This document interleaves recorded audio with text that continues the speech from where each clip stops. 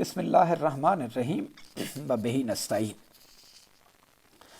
حضرت علامہ محمد اقبال کا 21 اپریل 1938 کو لاہور میں انتقال ہوا۔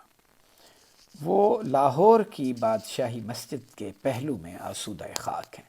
آج جب ان کے وصال کو 82 سال ہو رہے ہیں تو اس طویل عرصے میں پل پل یہ بات پایہ ثبوت کو پہنچتی رہی ہے اور پہنچ رہی ہے کہ علامہ اقبال نے مستقبل کے حوالے سے جن امکانات کا اظہار کیا تھا، جو باتیں کہی تھیں، جو پیشین گوئیاں کی تھیں، وہ حرف بحرف سچ ثابت ہو رہی ہیں۔ مثلاً افغانستان کے حوالے سے علامہ نے ایک دو بیتی میں فرمایا کہ آسیہ ایک پیکر آب و گل است کہ ایشیا کی سرزمین پانی اور مٹی کے ایک مجسمے کی مانند ہے۔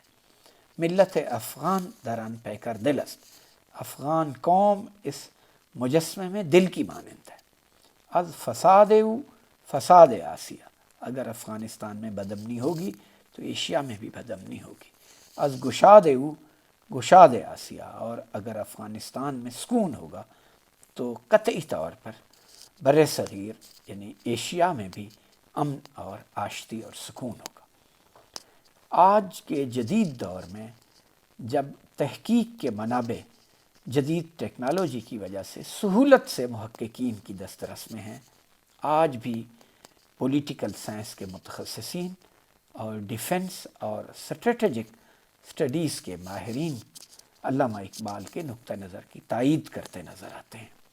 ان کے نزدیک کابل از کی towards peace in South Asia, کہ کابل ہے جو وہ جنوبی ایشیا میں پیس کی کنجی ہے، چابی ہے۔